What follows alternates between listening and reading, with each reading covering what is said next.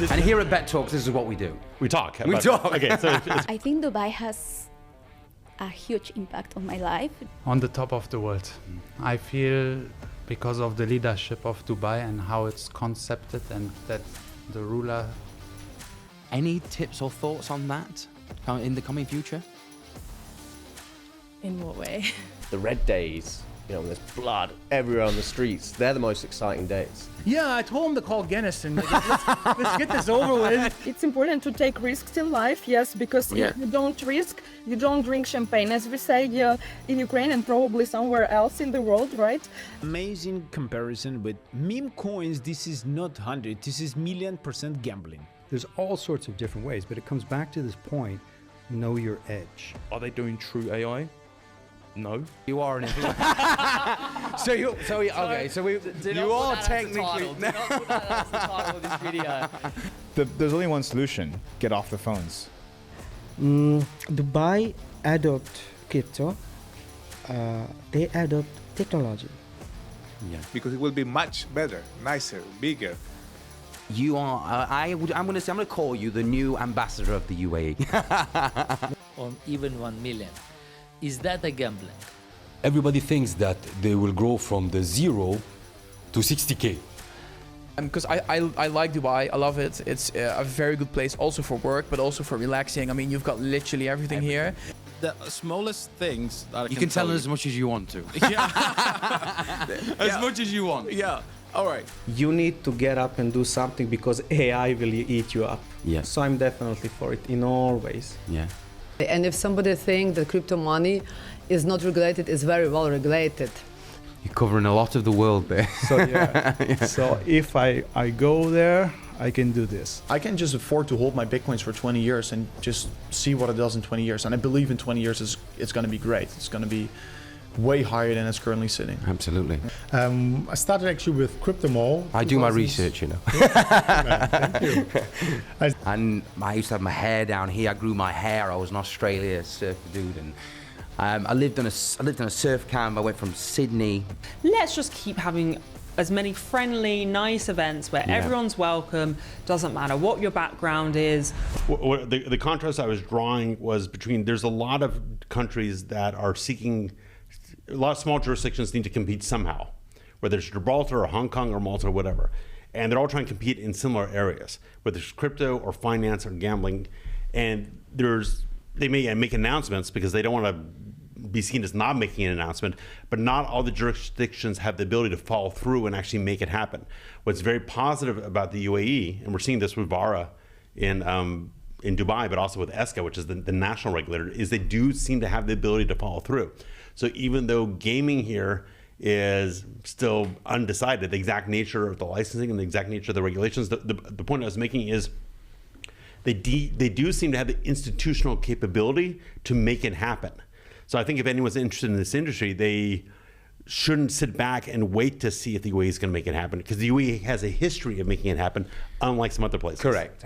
I mean, don't get me wrong. I mean, what they are doing in the UAE is incredible, and the influx of different communities coming in and bringing there and investing within the UAE. So to bring that gaming regulation in is just icing on the cake for me. It hooks different markets. It will hook the Chinese clientele, the more of the Asian market, and bring them in, I believe. But let's touch base on the Saudi. Let's touch base on Saudi and obviously the movement out there. How do you think this official casino, land-based casino, the Win in Ras Al Khaimah, how do you think this is going to affect Saudi? Because obviously there's always this beef between Dubai and Saudi, like who's going to be moving forward with this, who's going to be not moving forward. There's a lot of talk. Sure. So and here at Bet Talks, this is what we do. We talk. Okay, so it's good. So I'm gonna sort of look at this like a military intelligence analyst, if you like. All these countries in the Middle East, they're all competing and they're all cooperating. They want to maximize their path, and that involves making deals and also competing. And it's always a blend. It's always a balance. And it's all taking place, and I'm going to go real macro here. It's all taking place in the context of oil as a revenue generator is becoming less reliable, especially as you go out a few decades. We may lose the ability, or they may lose the ability to live on their oil. You're seeing a decline in American power, for better or for worse. You're seeing an increase in Russian and Chinese power. So you're seeing Iran rising, for better or for worse, and you have all these dynamics. So all these countries are saying, how are we going to be successful, not in 2024, but in 2030, 2040, 2050, global warming happens. Like, what are they going to do? How are they going to live? And so they're all looking to the future. How do they keep their populations employed, safe, and happy? So, you know, majority of people, if they started a business they weren't passionate about, they probably would have given up. You know, you spend hundreds and hundreds of thousands of dollars on a product to be delayed 7 months and half of it destroyed. You probably... So you're finding business within the UAE more challenging than Australia? Well, the manufacturing process is still in Australia. I haven't quite brought it here. And so we're in the process of bringing it here. And I think ever since moving to the UAE, having these samples around the gym and drinking it and showing all my friends, the key differences I've noticed since moving here versus Australia, especially as a business owner and an influencer and all that stuff, is... So you are an influencer. You are technically... Do not put that as the title of this video.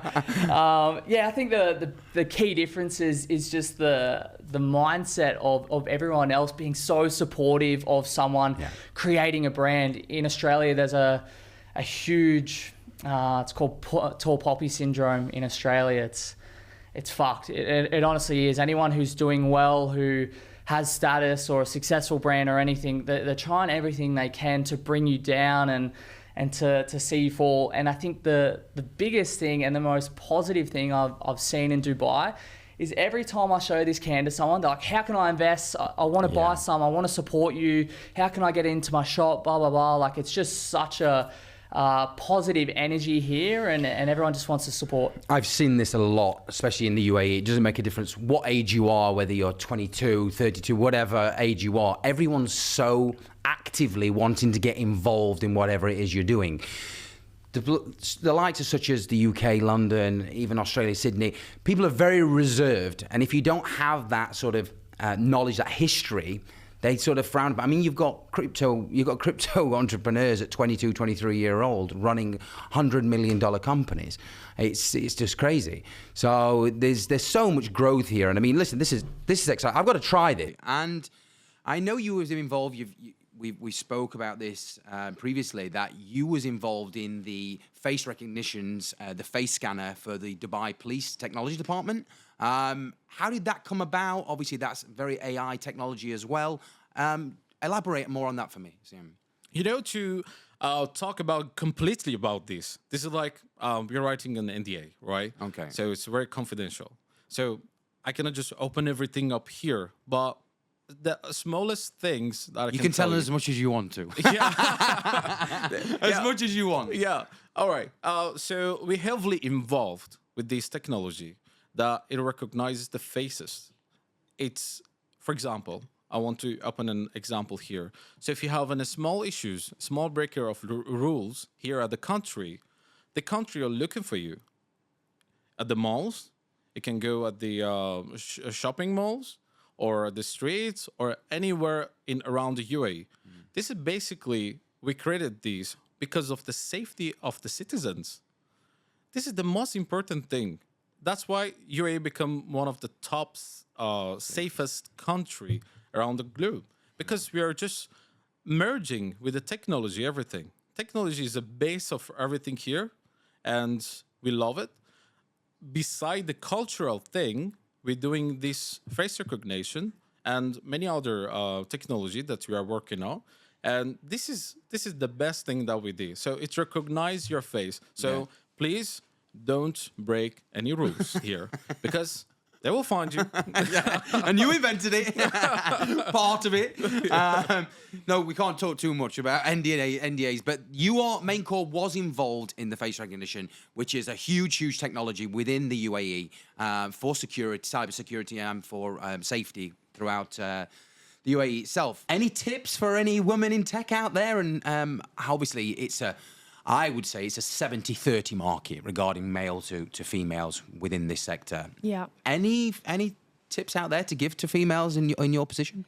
What women don't realize is that we are actually statistically better traders than men because we don't overindulge, we don't gamble as much as men, we don't have our ego take us down roads that we can't get out of. I don't think females take as much risks. That's exactly what I'm trying to say. So we don't take as much risk, and so we stay in the market longer. And so the odds are in your favor. If you're a female, get involved. There's no better time to be investing in the crypto market, in the stock market, even day trading. You know, the world is literally your oyster. That's brilliant.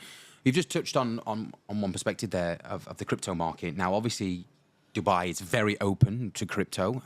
There's a lot happening within the crypto space.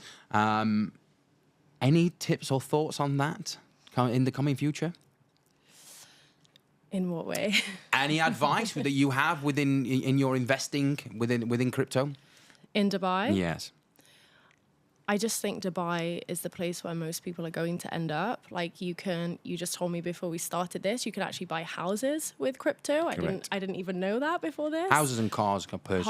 Houses and cars, like it's incredible. So I definitely think we are moving down the route where crypto is going to be more widely adopted. Especially, I just saw last night, Donald Trump is now accepting crypto for his presidential election, for his donations. So I think it's going to become more and more widespread over the next few years. Sure, absolutely. Yeah, Dubai is an innovation hub. Yeah. It's incredible what's happening here. And especially, I mean, I've been in Dubai for just over 4 years now, and what the change that I have seen is there's conferences every week. Yeah. I mean, obviously, we're tapping in a lot to that market here at Bet Talks to bring in people within the emerging tech space. Very, very interesting topics there. But you still haven't told me, do we invest in Dubai or Ras Al Khaimah? Okay, if you're looking, you can invest in both, you'll make money. But your strategy changes. If you're looking in Ras Al Khaimah now, if there is a new launch that's coming up, pick it early. Pick it early because prices are going up very, very quickly. If you're going to pause in your decision making and do your research, don't bother. Then you have to have a different mindset. We've got opportunity investors and we've got the security investors. The opportunity investors will always come in early. They'll get the lowest price, the softest payment plans, highest returns, and they'll have the maximum flexibility when they can get out of it. So these people are only early entry people. So if you are an opportunity investor, you would never take any of the projects that have been announced 2 years ago. Prices have jumped 70%. You are going to lose because the person who bought next to you will always have the edge over you in terms of price leverage. So they will go in. The opportunity investors will only go in for the new launches there. The security investors, these are the ones who are low risk type. So they wait to see the physical construction coming up. They already understand, we'll pay a bit more, my payment plans become more aggressive, returns are impacted, but I sleep well at night. So these people come in and they are not looking for that quick killing and then getting out of the investment within 2 years to 3 years. I'm going to be in it long term, 7 years, 8 years. So they will recover a good amount from rental yield and the little marginal appreciation. So yes, Ras Al Khaimah is still an absolutely amazing opportunity. If I had to have the choice between Dubai and Ras Al Khaimah today, it's Dubai hands down any day. And there you go, 31 years of experience, Dr. Adnan, and you are. I'm going to call you the new ambassador of the UAE. Maybe Dubai. I don't speak so much about Abu Dhabi. Mainly Dubai. So I have different coins. I got very interested about blockchain, and I start to learn more about it. I'm not gonna lie, it was not easy because technology at that time, you didn't have enough information as you have now. Correct. Now, literally, you can Google it, you can ask ChatGPT, and you can easily understand what is blockchain, how you can get involved. But back then, it wasn't like that. So I got very curious about it. I was very open to learn. And then after many years, I got involved in different projects. And I also learned how to utilize this in different aspects of my life. And also, I understood that this technology could help could help any industry to evolve and to operate in a different way.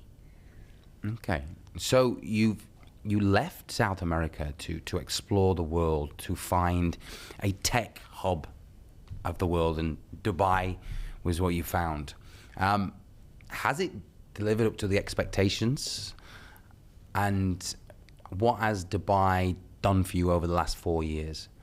Oof, I think Dubai has a huge impact on my life because I always imagine myself being growing every single month. Right. So when I was in the US, I was growing, but when I come here, it was like 10 times more because you surround yourself with people that are doing great things, that are living a totally different life. So you Correct. think like, if they can do it, I can do it as well. Because if you put yourself in an environment where you get inspired, where you see that what you dream about, maybe for you thought it will take 10 years, 5 years, but when you put yourself in that environment, it will take you like 2 months, 3 months, because you unblock different beliefs, and Brilliant. that's very interesting. And you about Dubai. surround yourself with those like-minded people.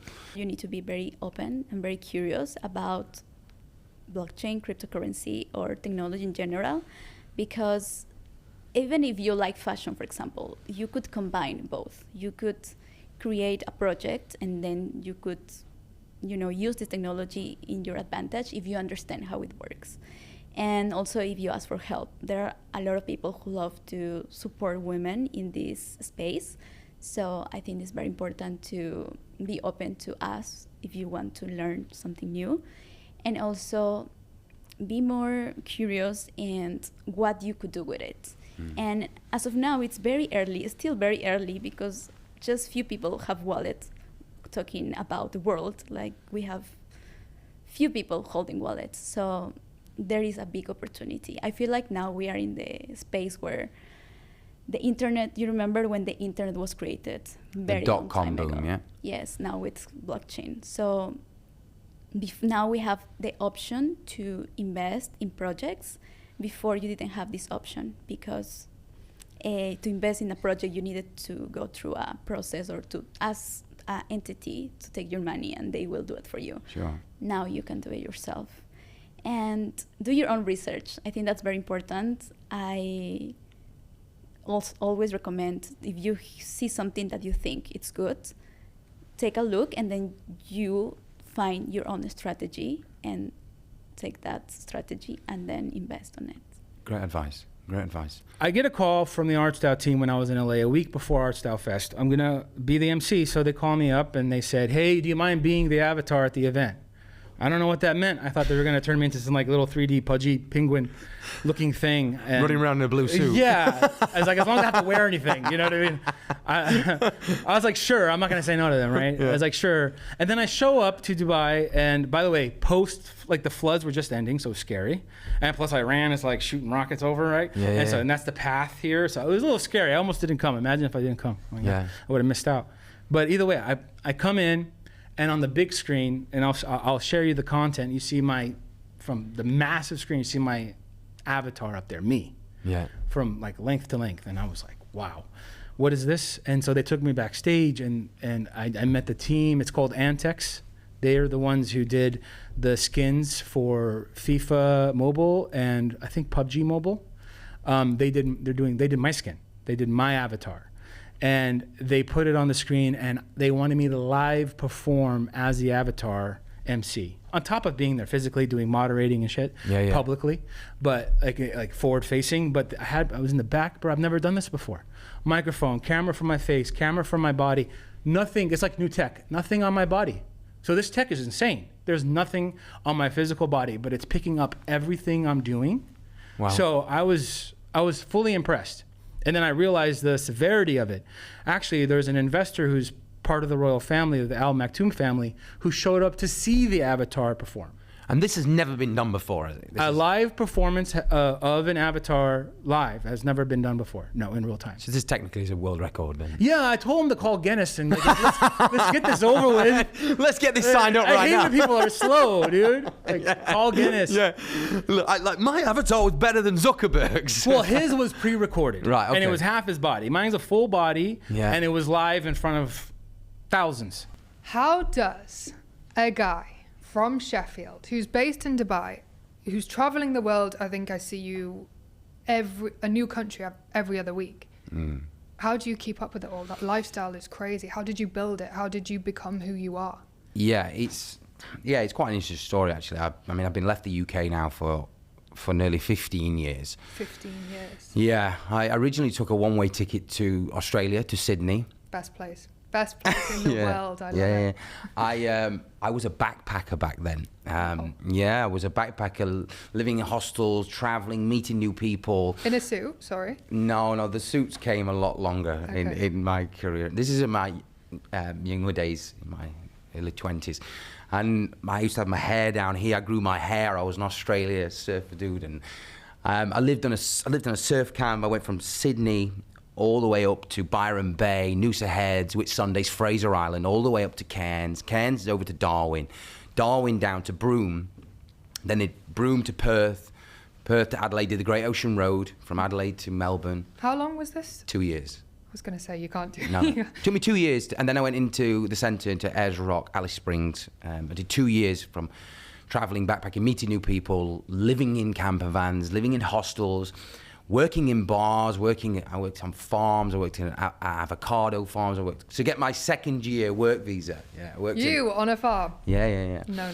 This is in my early 20s. So I got my second year work visa to stay in Australia for 2 years.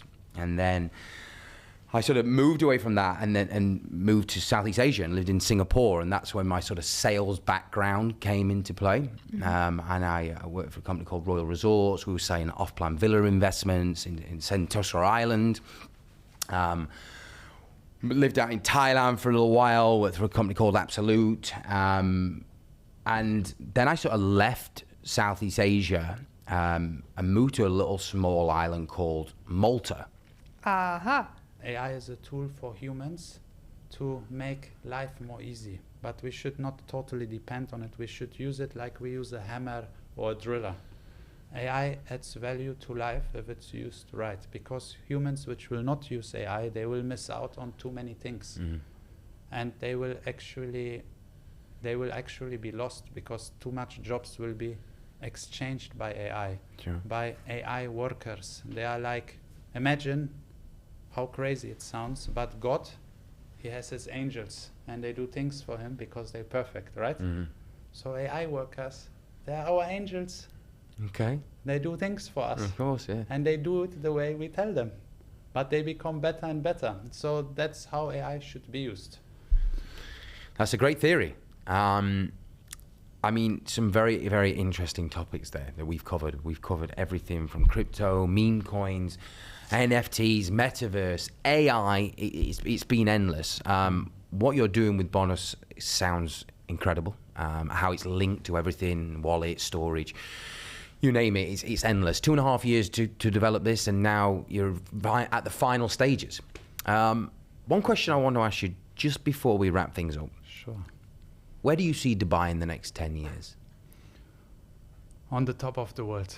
I feel, because of the leadership of Dubai and how it's concepted, and that the rulers, let's call them rulers, that they think very much in a collective intelligence way. They even have their think tanks and futuristic, I think, is the word. Very futuristic, but they are so open for new technologies. They are so open to put innovation, and this is beautiful, and I love it, and that's why I'm so happy to be here. What advice would you say you did of getting in early? Well, timing was lucky for me. When I was first getting in, Bitcoin was 7,000, ETH was just over $300. Yeah. And that was the last bull run, so just as it was going up. So timing was important. And then in crypto, it's almost like first bull run, you can make a bit of money, but you learn a lot. Second bull run, if you stay throughout the bear market, you can make life-changing wealth. So time in the game is important, and then people like Reckitt Capital, you know, market cycles are never the same, but they rhyme a lot. Yeah. So there's some great information that you can get out there if you're just looking in the right places. So people like Reckitt Capital, I would definitely look into. He's got a free newsletter which has got gold in it. And yeah, also don't just think, I think people think of crypto, they're like, I just want to make money quick, you know, Lambo, girls, da, da, da, da, and they're like all in, whereas actually the asset class itself is what, 2.5 trillion right now, and projected to go to 100 trillion. Wow. So have that long-term outlook. Doesn't have to be meme coins and crazy, stack Bitcoin, stack Sol, stack ETH. If you're in it for the long run, over time, you're going to make a lot of money. Yeah. I think time is one big factor. I mean, let's look at the market right now. I mean, some of these meme coins are 50-60% dropped in the market. I mean, people lose faith, and it scares people. Yes, for sure. It's very erratic. These big drops, people pull out, get scared, and I mean, what advice would you give on that? Just a waiting game? Well, it's handling your emotions a lot of the time. And I think when you've been in crypto and you understand the space, the red days, when there's blood everywhere on the streets, they're the most exciting days. Because the simple buy low, sell high. So when things are getting crushed, everything's red, that's when your eyes should light up and you'd be like, opportunity here. So if you are an investor and you believe in your coin, your narrative, what you're doing, if there is a big drop, see that as an opportunity. You bought it when it was higher. What made you do that? So if you can get it for half price, if you back yourself, you back the coin, accumulate. So first of all, I want to tell you, yes, so it's important to take risks in life, yes, because if you don't risk, you don't drink champagne, as we say in Ukraine and probably somewhere else in the world, right? And second of all, a good partner can really elevate you and can make you so stronger that you cannot even imagine. Gordon really supports me, believes in me, and my career, it skyrocketed with his support as well, because I feel there was a strong rock behind me, yes. So as well as like with his support, yes, I started organizing my female branches, and we are organizing Tech Tuesdays. I organize it together with Gordon, and we have several other co-organizers. The main goal is to create a community of high trust people, professional people who have the same values, goals, and to grow this community. So if somebody of our viewers is looking this show right now, please, you are welcome. We are looking for great people to join our community, to grow the networking, to build collaborations, new projects, or new social contacts. And in this on this event, I am responsible for inviting and for engaging women in tech, because I have a wide network of Russian and English speaking and Ukrainian speaking ladies who are very professional, and they can benefit from the society, and they can bring big benefit to the society. And these are women who are also looking for good contacts to connect, to create their community as well. Fantastic. Your energy is oozing out of you. You've been in the crypto space for over 8 years, which is great. What advice would you give to our viewers, to our listeners, on where the market's going? Any tips? Do you believe in meme coins? What would you give? What tips would you give to our listeners? Amazing comparison with meme coins. This is not 100, this is 1,000,000% gambling. And you know what? People going for it. I can tell you one thing. If I would love to lose the money, why you are stopping me to do that? If you are going to do the gamble, why you are stopping? Yes, treat yourself. It means if you as a human being do not responsible in front of you, and let's say someone else has to put into the regulation, it's also not good. Let people experience that. But what's in terms of the crypto, where we are going? 100%, this is the, let's say, year or the next 3-4 years will change, massive change in our lifestyle, business, environment, all around, thanks for AI. And we need to keep our knowledge, look what is this, at least to just do not lose the track. Second, it's about fintech. Finally, I don't want to touch any paper money, but of course, I would love to keep it with my pocket. Yeah. Not in bank's pocket. I would love to keep it with me. I made it hardly. I used to work for it. I'm making it super clear and stop, like in Europe, controlling each and every penny I'm spending for myself. Yeah. It means, guys, regulate yourself, please. Don't regulate me. I have my own life. I have my own way, I have my own vision, and let's say, you know what? Yes, of course, we are fighting for our freedom as well. I am not harming with her, I'm not fighting her, I'm not shouting, I'm doing all the best. Yeah. But still, all day long, I am in control. All day long. Stop it finally. What advice would you give to traders that are looking to start a career within any sort of form of trading? What would your advice be? If you don't know how to program, learn to program. That would be my first bit of advice. Yeah. I think the possibilities for a human being to outdo human-assisted trading is slim. And it doesn't have to be, you don't necessarily even have to know how to code. There's all sorts of different ways, but it comes back to this point, know your edge, right? So let's say, I'll give you an example. There's this lovely thing in crypto. I love this meme.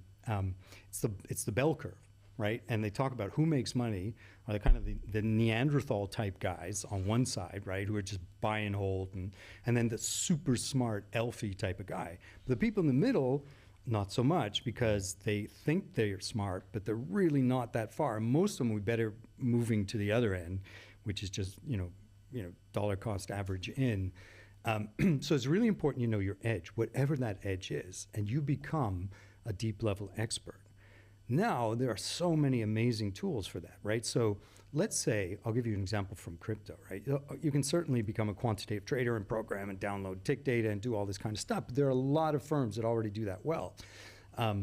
What I find very interesting, I don't do this, just to be clear, so you won't be taking my money away, but I think it's a fascinating area, especially with things like ChatGPT and others, and is to look at blockchain movements, and so really is money coming in to Solana, is money coming in to Arbitrum, whatever it may be, right? So on-chain movements, flows, right? And you don't have to do this as a quantitative trader, but you do have to have data and to look at that data. Mm-hmm. But then to analyze the sort of the narrative cycle. We went through the narrative, Bitcoin running up, and somewhat predictably, what followed were a surge of meme coins, right? So we saw the layer ones go up, and then now I think the meme coin hype has kind of come to an end. But understanding where the hype cycle or where the crypto narrative is at any given moment. So a few months ago, AI crypto, fabulous, maybe not so much now. So that kind of analysis, but if that is your game, then make that your game and become a deep level expert and know your edge, right? So that's what I would give as my advice. Dubai now obviously is integrating AI technology. Yes. On a rapid scale. Yes.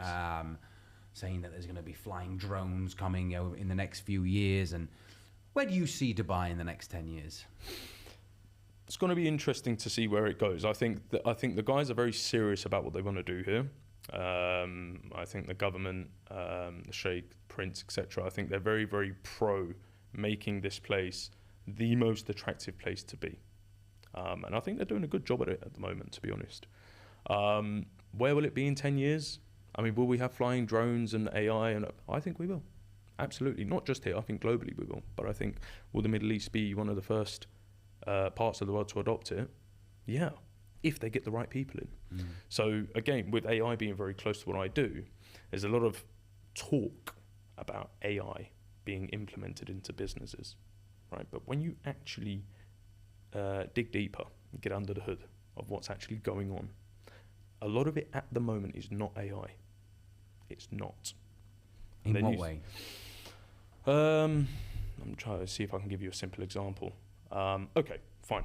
So you will get a lot of companies that have said, that say, oh yes, we've now got an AI component to our offering. We've now got this, or we've implemented Gen AI into the business. When actually, they've just spun up a report, which is not AI. That's No. data analysis. Yeah. That's what we call business intelligence, as opposed to, or descriptive analytics, as opposed to predictive analytics, which is where your machine learning and your AI comes in, right? So I think what a lot of businesses are doing now is they're using AI as a marketing tool to generate interest and generate revenue. Are they doing true AI? No. Have they got the capability to do true AI? Possibly, if the people at the top of the business really truly understand and agree with it and let the experts run with it. I believe ChatGPT is a very prime example of. Absolutely. Yeah. It is. Massively. Yeah. And that is AI at its finest. And that has taken away employment. Well, it has. Yeah. It's cut a lot of functional employment. 100%. Yeah. And it got multi-million sign-ups within the first week of it being released. Yeah. Right. And now you've got, you know, the Geminis, and you've got the co-pilots, and you've got all these other sort of LLMs now spinning up off the back of it. You know, that product within itself can spin up AI models. Yeah. Right.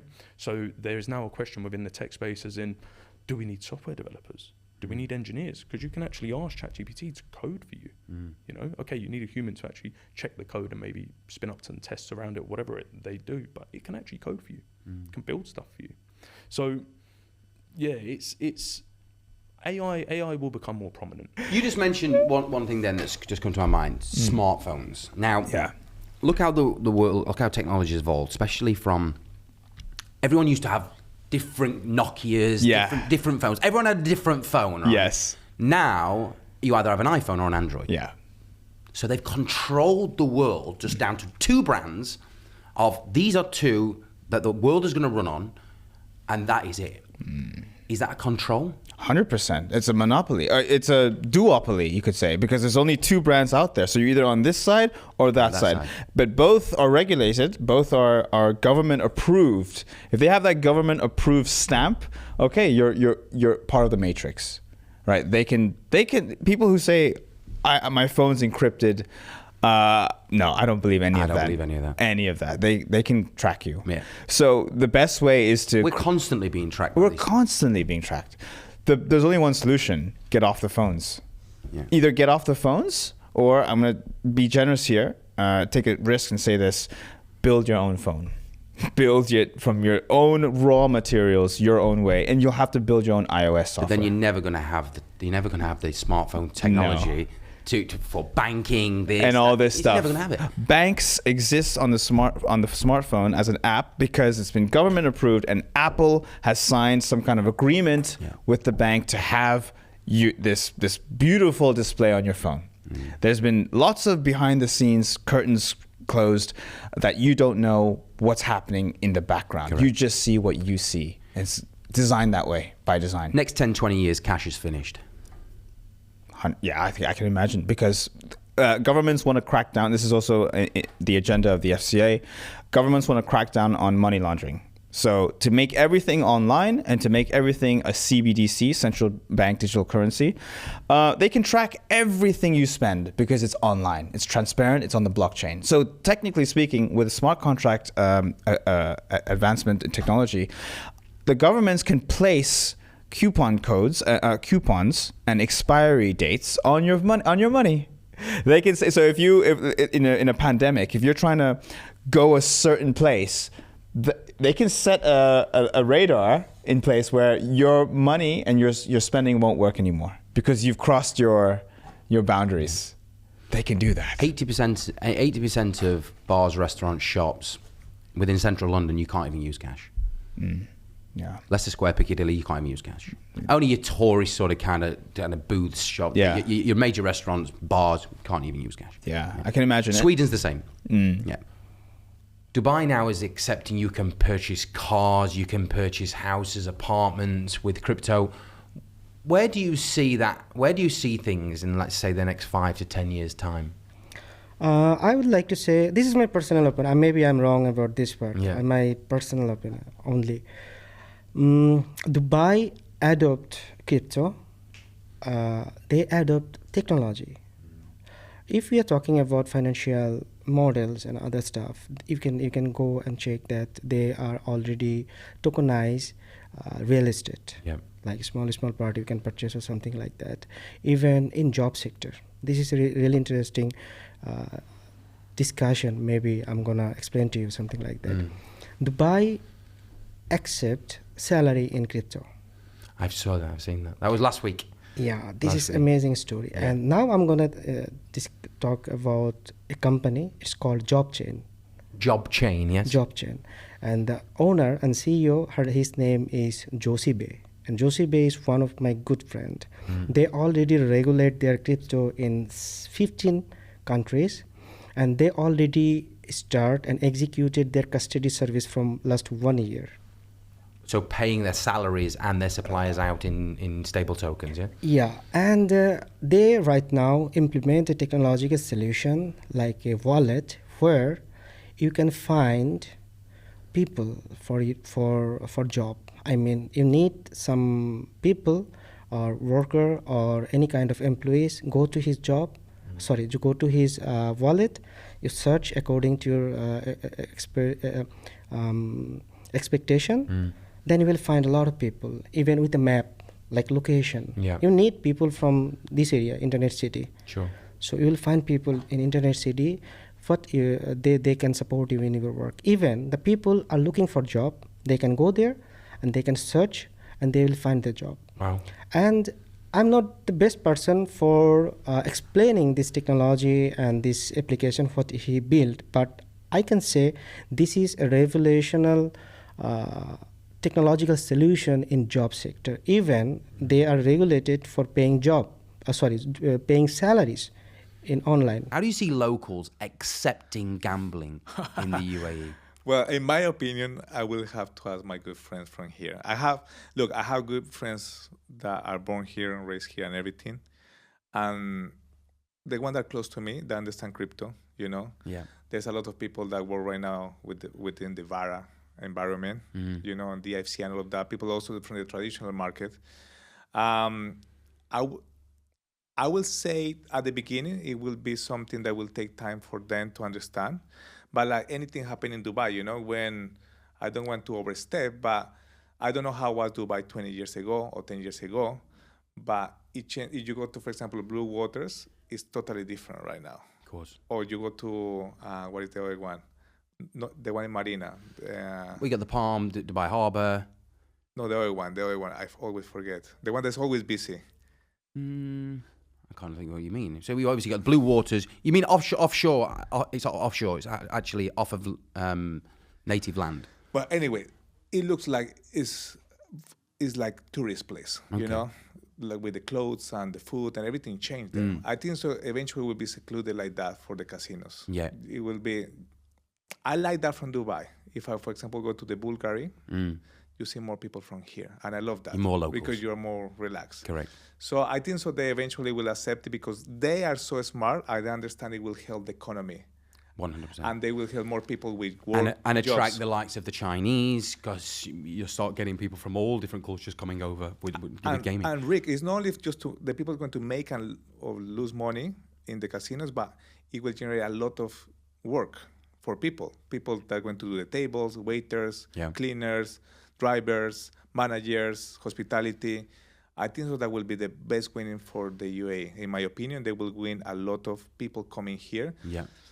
If somebody comes here first time to Dubai, right, and they've been going to Las Vegas for 5-10 years, and they live in Europe or Asia, they want to come back here again. Yeah. Because it will be much better, nicer, bigger, and calmer, I will say. Agreed. Is crypto gambling?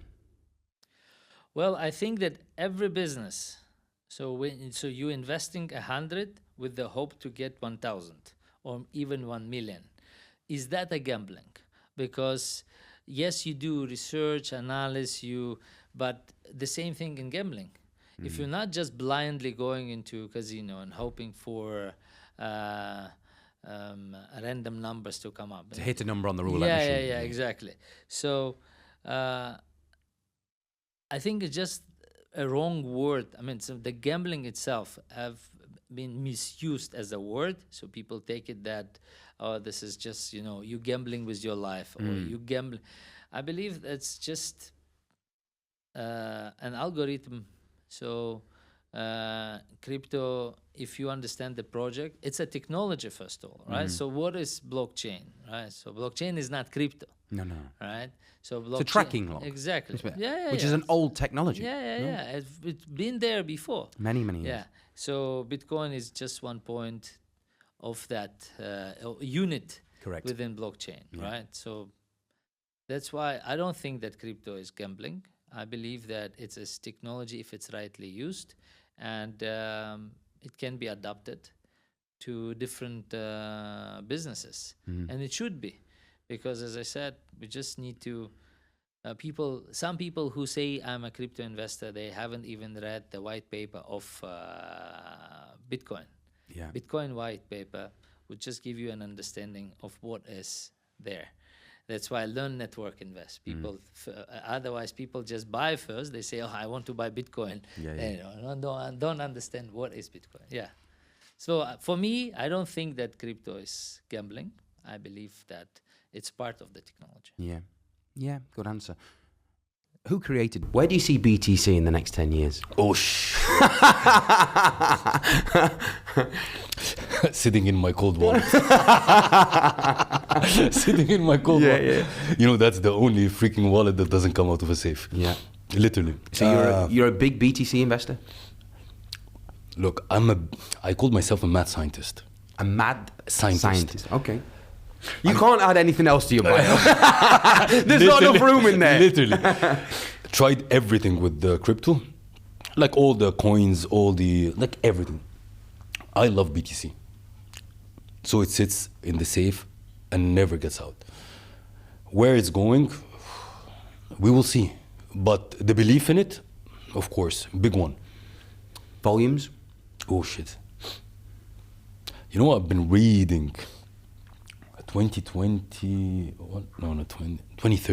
a mill. I don't remember what the guy said.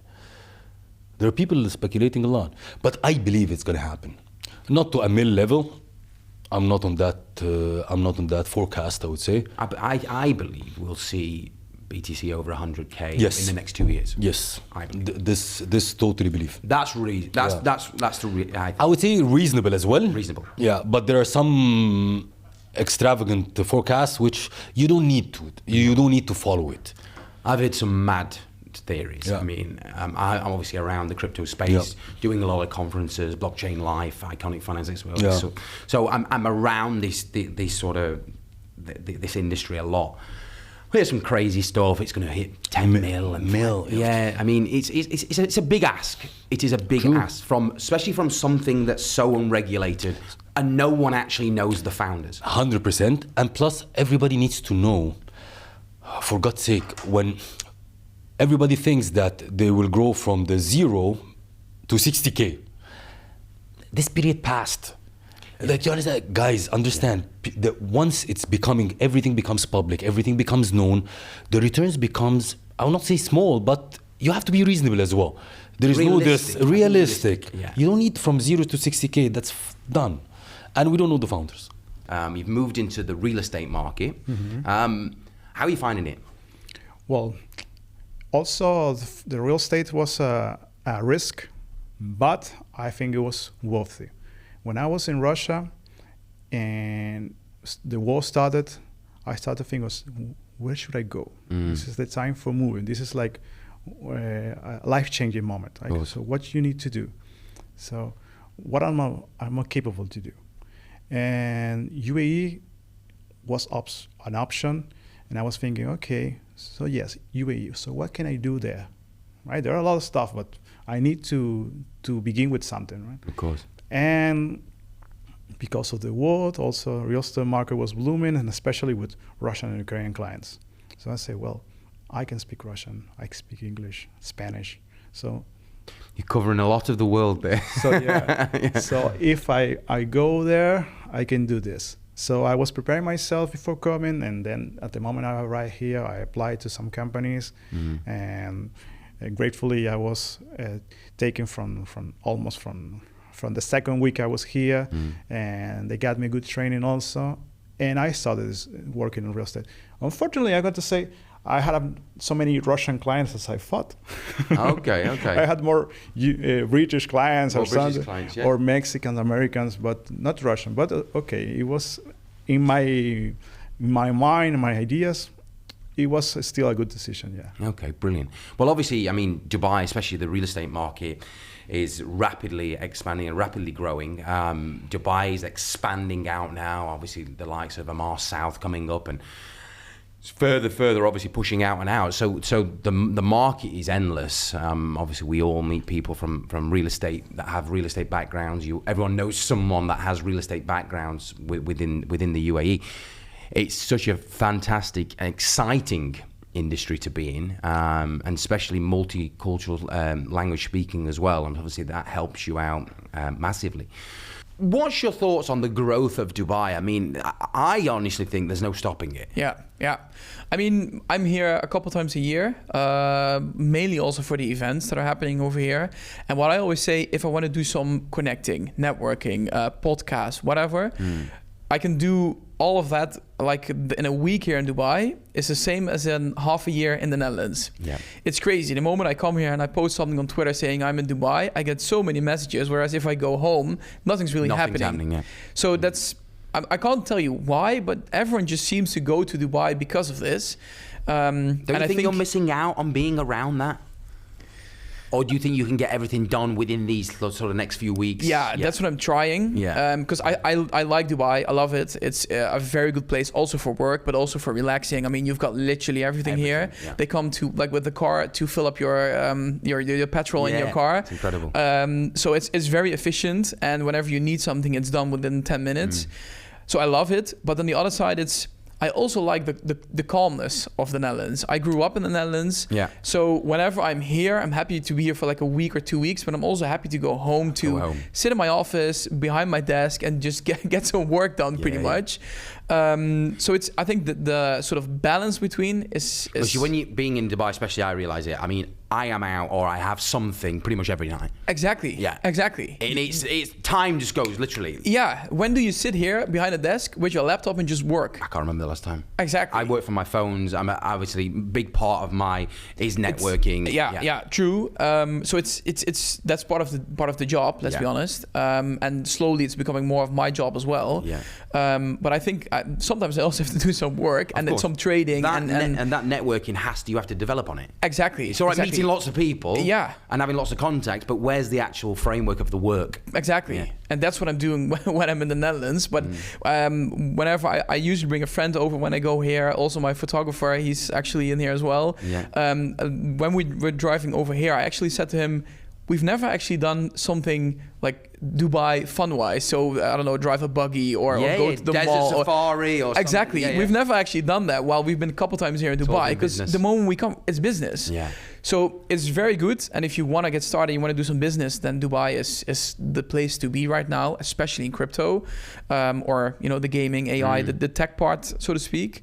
But I'm happy to go home as well and with my family and my friends and just sit at the office and get some work done. What challenges have you faced from merging from that sort of traditional corporate banking into a sort of crypto sphere? I know you've been there sort of 7 years, so very experienced in that sector. But tell me some challenges you faced within the crypto market for different clientele. Yes, I would say that my challenge and my experience is more like a manager of the crypto bank experience. So it's like my responsibility to was and is now in the various crypto banks to check the KYC portfolio of the clients, to check the origin of the money, and it's a very interesting bridge from traditional private banking check to crypto check because they have the same KYC actually. And if somebody thinks that crypto money is not regulated, it's very well regulated. So at once, if it lands in crypto bank, it's quite well checked, and you can understand from which activity this money appeared. Sure. Now, you just mentioned one thing then, and that was regulation. Right. Now, obviously, Dubai is becoming this emerging tech hub for not just crypto, but blockchain, AI, Web3, so all different sectors. Yeah. You're talking about regulation for banking. Now, cryptocurrency is still an unregulated market, yes? Yes, sure, but it was created this way. And of course, there are different opinions about should it be regulated or not. But I would say that the world governments are looking more and more and focusing and checking that this area should be regulated. And I don't want to share my opinion, but I can share the feeling that one day, the money can be like electronic money, and we will not have no money in crypto anymore. Of course. Maybe it's a bridge to the future, what happening to crypto right now. It's becoming this AI capital of the world. How do you see that? How do you see AI companies? What's your thoughts on AI technology?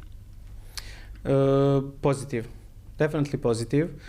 There is a big discussion always. People will lose jobs. That's what people are afraid of. Yeah. But AI will never win creativity. Sure.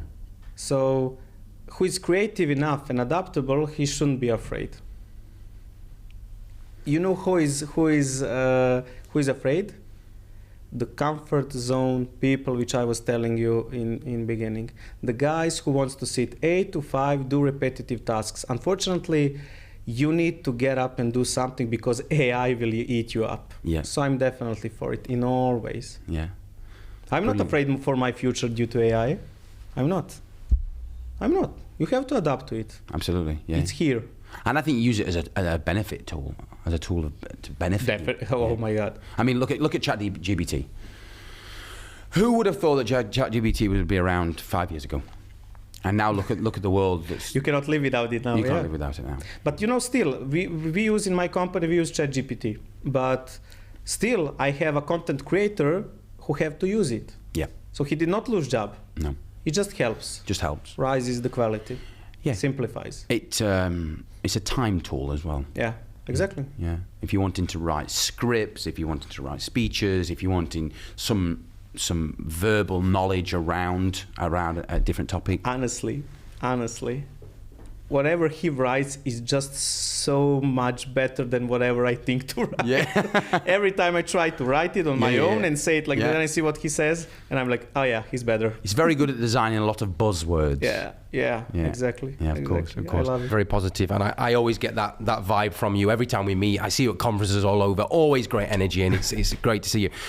And I know that you're doing a lot for communities as well. You're building schools for crypto. Yeah. Tell us about the schools. What's the project? Yeah, thanks for. I didn't know we would talk about that. That's an amazing topic. I always love to talk about that. I started actually with CryptoMo. I do my research, you know. Thank you. I started with CryptoMo 2021 on that project, Crypto for Schools.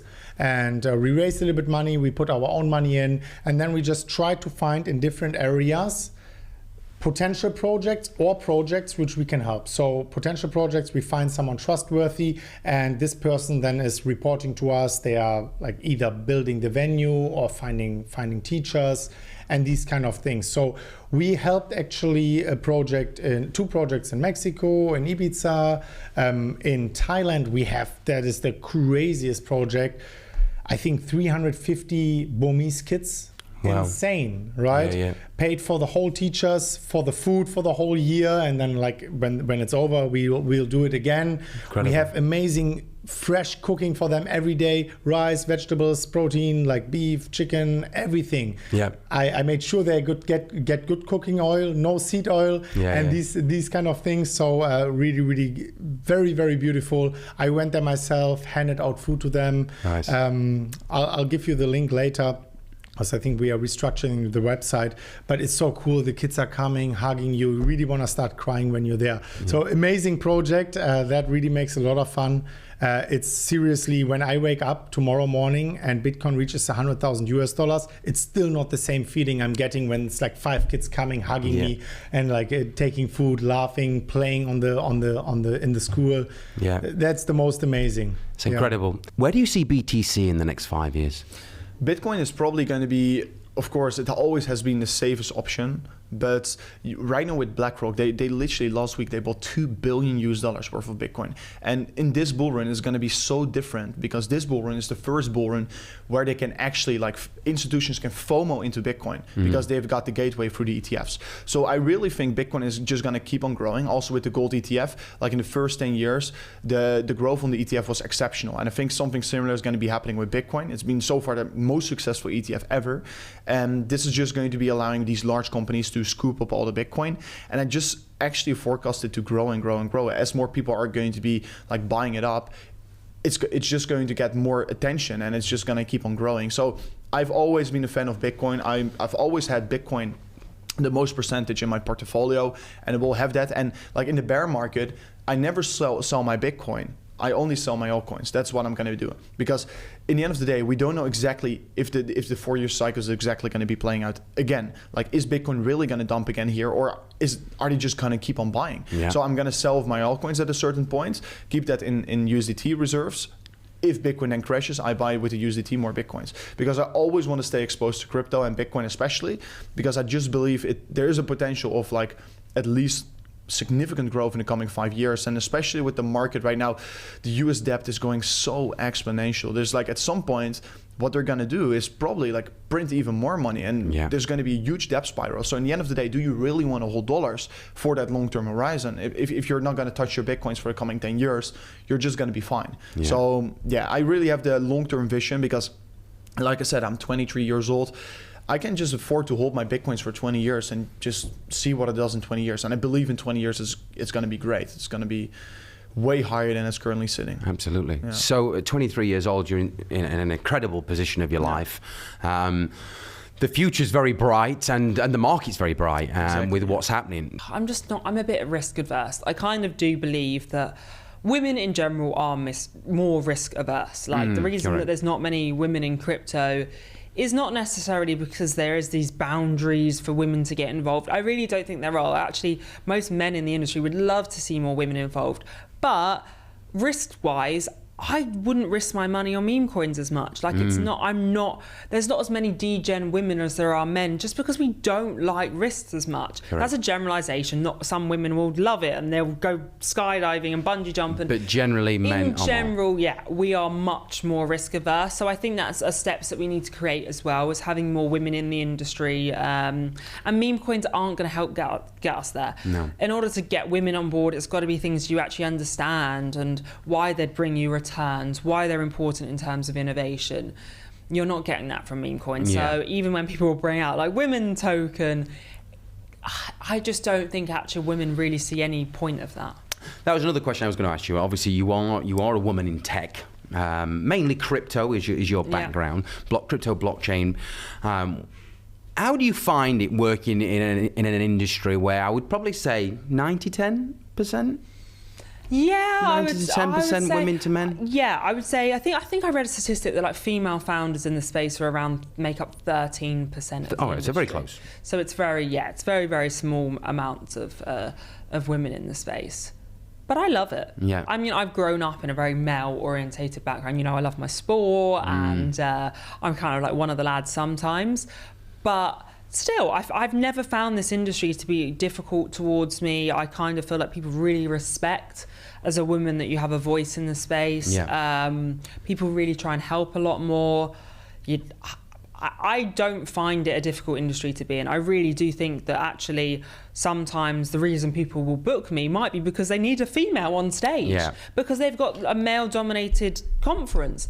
But then I like to think the reason I get rebooked is because they actually really enjoyed how I was on stage, and they knowledgeable in the market. Exactly. Yeah. But also look well. Yeah. So you've got to also use the things that you have to your advantage. I know that I'm a woman in a tech industry, so like I don't see any issue with me really pushing the market and taking as many jobs as possible, because we need more female presence. And I'm not going to not acknowledge that sometimes I did, especially when I was starting out, I booked things because I was a woman, because they felt that they needed this kind of like a female presence involved. Correct. But it's definitely changed since then, where I don't think really anyone even worries about gender when they're organising their events. Less so. But I'm seeing more women that are being on panels. I've met some amazing female founders in the space. There's more crypto events based around women. But all I'm about is just trying to create as much equality in the space. I'm not here to just have women-only events, male-only events. Let's just keep having as many friendly, nice events where everyone's welcome. Doesn't matter what your background is, what you do, where you're from, what your knowledge is. Yeah, exactly. Yeah, It should all about being open. I'm all for, like, I love some of the female events that I go to, but I don't want to cut us off and make it separate. It's all about us all coming together. Correct. So I think if we can have the female events to empower women to then get them to go to the events, that's the steps we need to be making. Like making, if it needs to be in a female environment, to give them the confidence, because that's also the other issue as well. I have loads of amazing women in the space. Can you get them on stage? Absolutely not. Not. They don't want to go on stage. They don't want to speak. Very rarely. It's hard. It's much harder. Yeah.